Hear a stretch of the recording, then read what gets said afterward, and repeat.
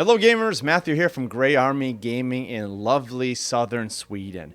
For today's video, we will be presenting 10 reasons why Daggerheart proves great for solo role-playing. Moreover, stick with us until the end of the video where we will give you a bonus homebrew oracle that you can use in your own Daggerheart solo sessions.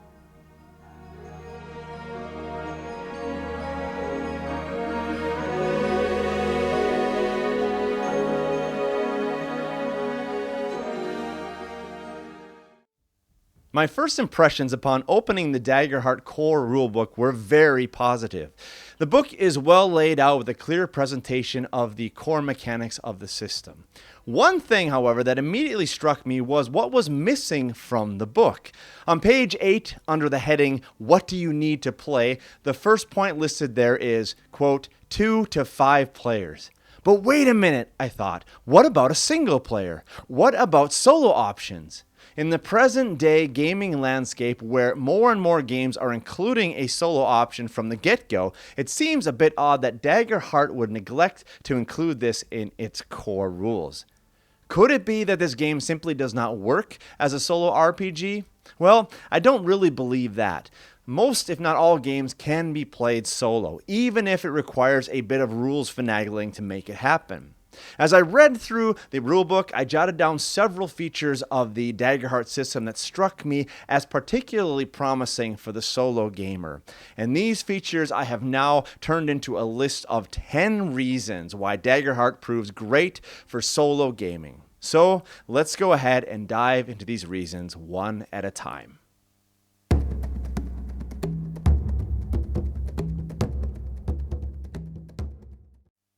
Number 1. Fiction First Focus.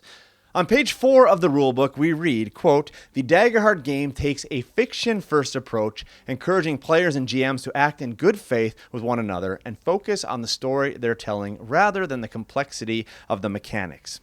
The designers of Daggerheart are clear throughout the rulebook that the primary purpose of the game is to play out fantastic and exciting stories, and that the game mechanics have as their primary purpose to support this aim. Such a fiction-first focus is perfect for solo role-playing.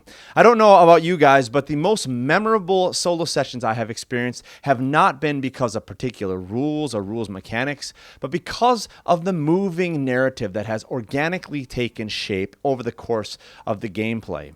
In solo role-playing, the story is king, which is why I have found it possible to lose myself in thrilling solo sessions regardless of the system that I am playing.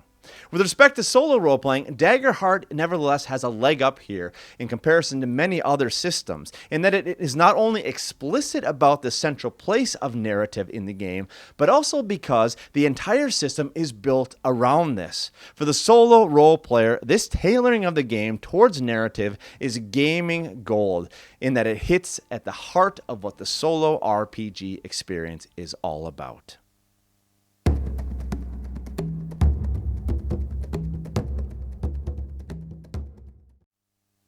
Number 2, the Duality dice mechanic.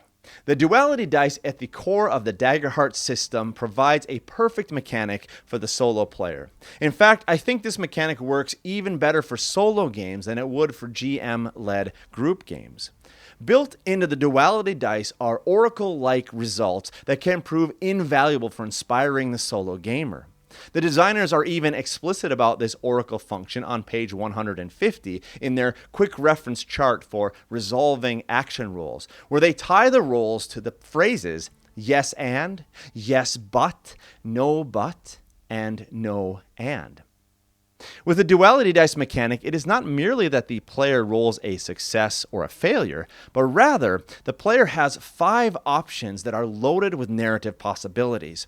These options are as follows: success with hope, where the action succeeds and some other positive benefit is gained; success with fear, where the action succeeds but at a cost or with a negative consequence; failure with hope, where the action fails but something positive still occurs; failure with fear, where the action fails and there's a further negative consequence; and a critical success, where the action succeeds brilliantly and the character shines forth in glory. There are so many possibilities in Duality dice results that the solo player can use to embellish the narrative in exciting ways. And these rolls function like challenges and prompts that really push the player to think on his or her feet and to be creative in the moment.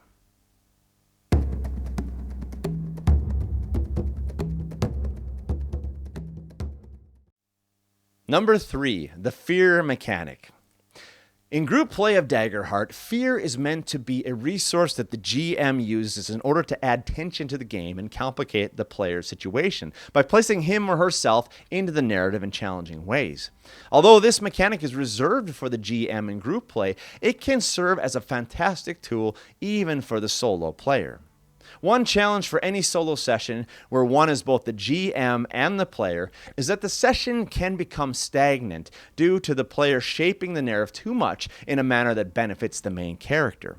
Challenges faced can become too easy, and foes can become too feeble. What is needed in order to keep the solo session lively is to introduce real problems, real threats, and real dangers at regular intervals that force the player to pivot and to react.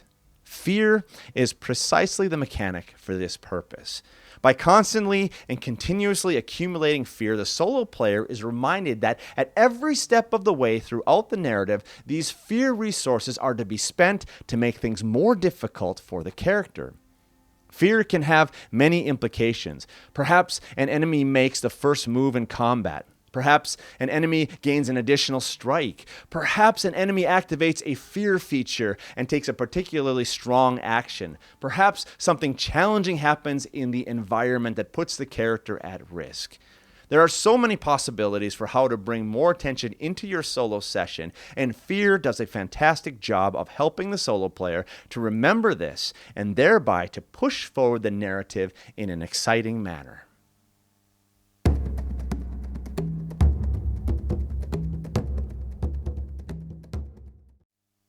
Number 4, countdowns. Countdowns are fantastic tools for raising tension in a role-playing session. Their function is to track movement towards an event, consequence, or adversary move. Such progress can be towards something positive or towards something negative. The designers of Daggerheart provide several different kinds of countdowns. A standard countdown, which ticks every time a player makes an action roll. A dynamic countdown, which only moves because of particular outcomes. And either of these may be a progress countdown when the outcome is desired, or a consequence outcome when the outcome is undesirable. Regardless of the specifics of these countdowns, all of them play an important role in giving meaning to each and every action carried out at the table. At any moment, the player could be one step closer to the realization of some important event. For the solo role player, countdowns are invaluable in that they provide another source of tension and agency that lies beyond the player. By introducing countdowns into the narrative, the solo player has now set in motion something that is outside of his or her control, and that he or she must react to in an expedient manner. For example, if your character is sneaking into a castle in order to steal a sacred scroll, it is far too easy to give yourself all the time in the world. If, however, you set up a countdown to being discovered and to having the alarm sounded, you suddenly now have a great deal more pressure to carry out the task quickly and efficiently. One of the biggest challenges for solo role-playing is to retain a sense of tension throughout the session, and countdowns do a fantastic job of doing precisely this. The actions of your character suddenly become more significant because they are limited. Sooner or later, something good or something horrible will happen. How then does your character navigate this tension? Figuring out the way forward when the pressure is on is precisely what can make all the difference between a lifeless and a lively solo RPG session.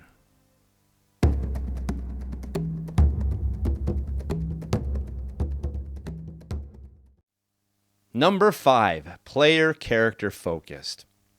Daggerheart, similar to the Numenera RPG, is a system that places the player character in focus. The PCs do most of the heavy lifting with respect to actions, rolling dice, and contributing to narrative development, and the PCs, rightfully so, spend a good amount of time in the spotlight of the story. Of course, the GM will need to provide the appropriate opposition to the PCs, but adversaries have a far smaller role to play. Actions are taken quickly and resolved quickly, with the PCs given the opportunity to respond by making reaction rolls. This PC-focused style of play works really well for solo sessions.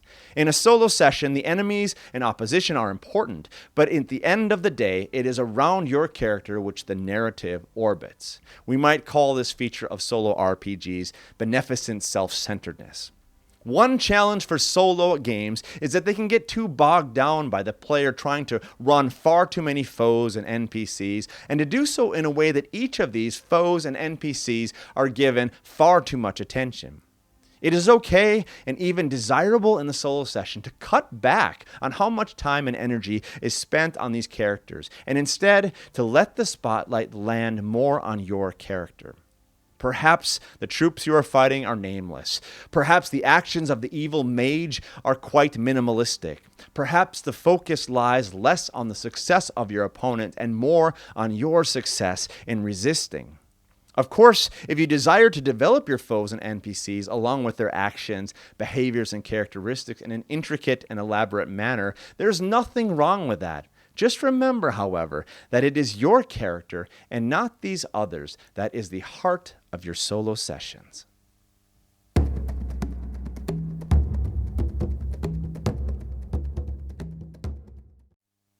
Number 6, narrative combat.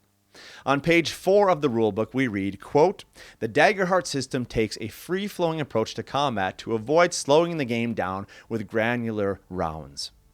Gone from this game is the D&D style combat of initiative and taking turns that has led to far too many bogged down combats. I myself remember some of these combats taking over 3 hours.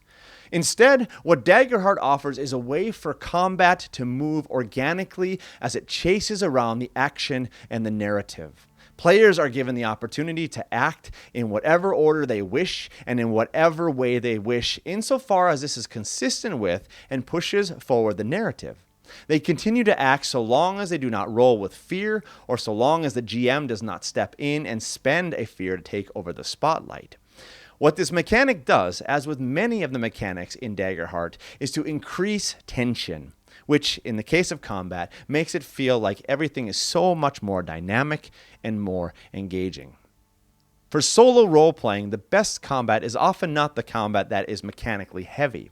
I have played a few solo RPG sessions, and I've watched friends play some solo RPG sessions where combat gets really bogged down in a turn-based, I hit you, then you hit me, I miss you, you miss me kind of mess. At times, these bogged down combats can eat up a good half hour to an hour of what should have been an exciting and narratively rich session. Here, I think Daggerheart is onto something important that the solo player can learn from. In combat, wooden and stiff mechanics have to be sacrificed to push along the story and to keep things flowing. Perhaps the narrative dictates that the attack I made leads to the roof collapsing and pinning all of the soldiers in place, thereby ending the combat. Perhaps the narrative dictates that the cultist, despite her relatively weak strike, nevertheless still grabs me by my throat and I pass out. Perhaps the dinosaur has hundreds of hit points left and he's hundreds of hit points away from being killed, yet my character led it perfectly to a precipice and tricked it into sliding off the cliff. You see the point. In the end, it is the logic of the narrative that drives the combat and not the mechanics of the system. Now, some people might say that this way of looking at combat is cheating, insofar as the rules have not been followed to a T. I understand this point, but I think it is nevertheless misguided.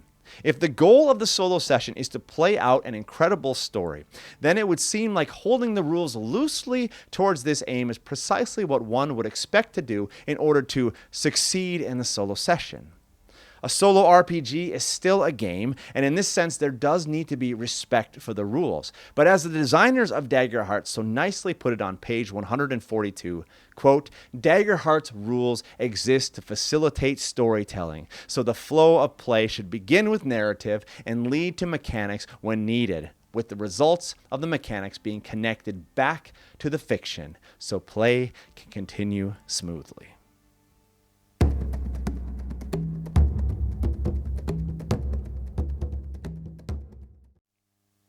Number 7, real risk of death.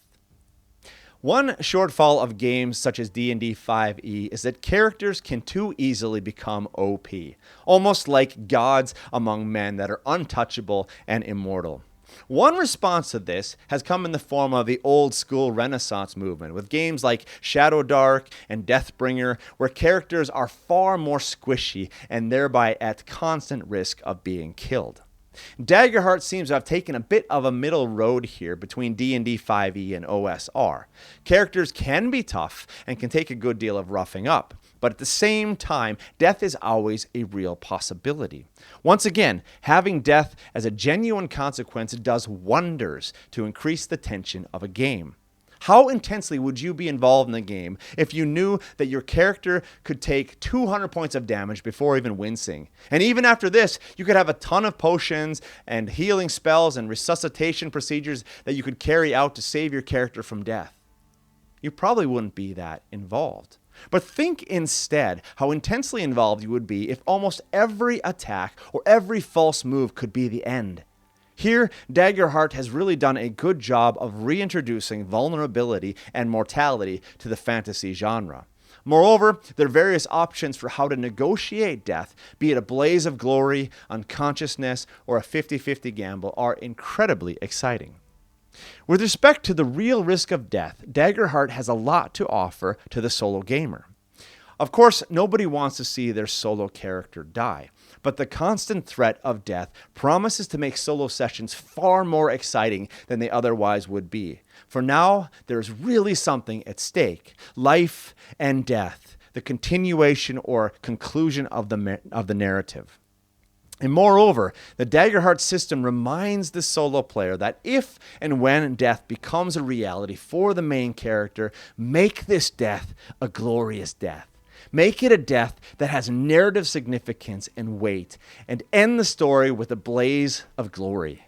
Some of my best solo RPG sessions have been those that have ended not with a happy Hollywood ending, but rather with the brutal death of my character. But what an incredible death it was, a death to tell stories about for generations to come.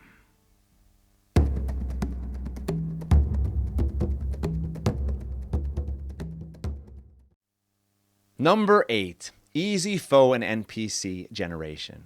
One of the more challenging aspects of a solo RPG session is coming up with foes and NPCs in the heat of the moment. There are a whole host of great resources to address this problem, and I have used many of these resources myself. The Daggerheart rulebook provides a nice response to this challenge for the solo gamer with its adversary stat blocks on pages 209 to 239.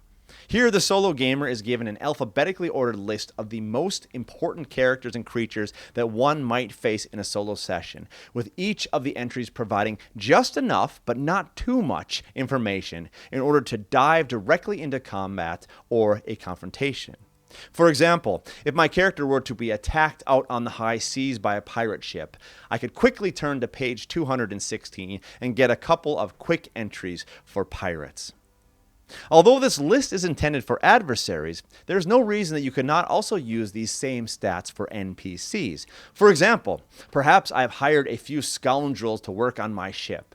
All I need to be able to work with an adequately fleshed out character is a few names, motivations, and the pirate raiders stats from the book.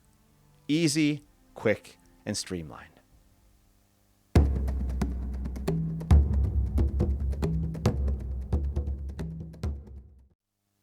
Number 9, environments.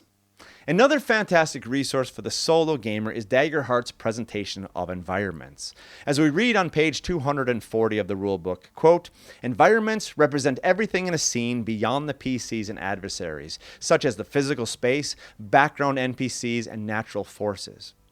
Just as with adversaries, the Daggerheart designers provide a long list of various environments, including, for example, bustling marketplace, raging river, hollowed temple, castle siege, or imperial court. Each of these entries provides a brief description and several important features of the environment with which the characters may interact. For the solo role player, and particularly for those of us who are fairly new to the hobby, these environments are a gold mine. It can be very difficult when starting out a session or when moving to a new environment to have a clear idea of what the environment looks like, what it feels like, and what forces are at work therein. At times, the solo gamer falls too easily into thin descriptions or overused cliches, and in this sense loses a vital component of what makes a solo session come alive. Here, Daggerheart does a great service to the solo gamer, not only in preparation for a session, but also in the heat of the moment when the gamer needs a bit of an inspiration boost for understanding and describing the environments in which the character finds him or herself.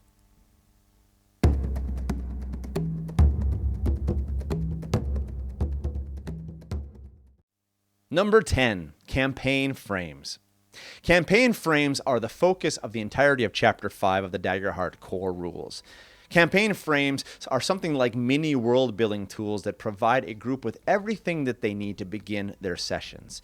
Information provided might include an overview of the frame, communities, ancestries, and classes that are prominent in the frame, lore and background, initial catalysts and plot hooks, and special mechanics for the frame.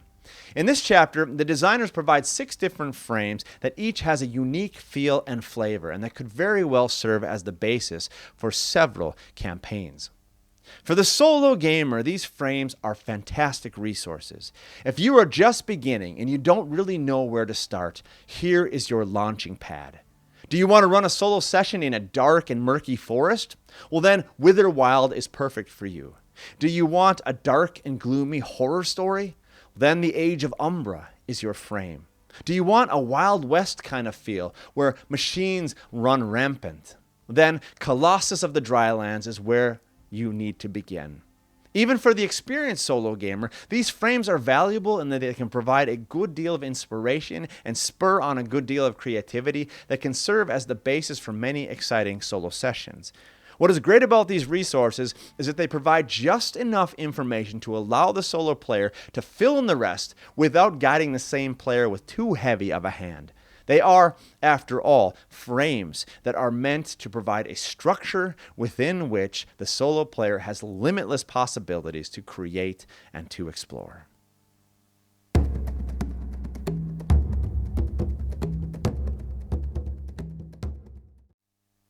And finally, we may begin to bring this video to its conclusion by giving you a final bonus point, a Daggerheart solo RPG oracle that I have come up with and that I've been using in my own solo sessions.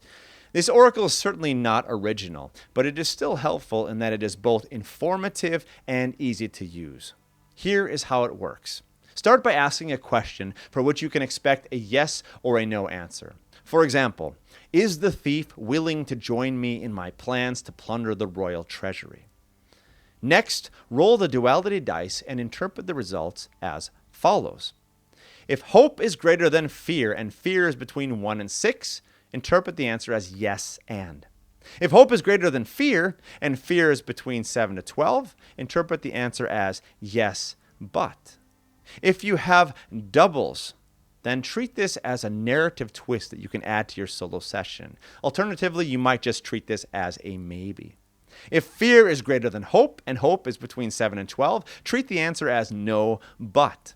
If the fear is greater than hope and hope is between 1 and 6, treat the answer as no and. And here's an additional parameter that you can also employ. If the anticipated answer to your question is likely, you may want to roll the hope die twice and keep the higher of the 2 rolls. And if the anticipated answer to your question is unlikely, you may want to roll the fear dice twice and keep the higher of these 2.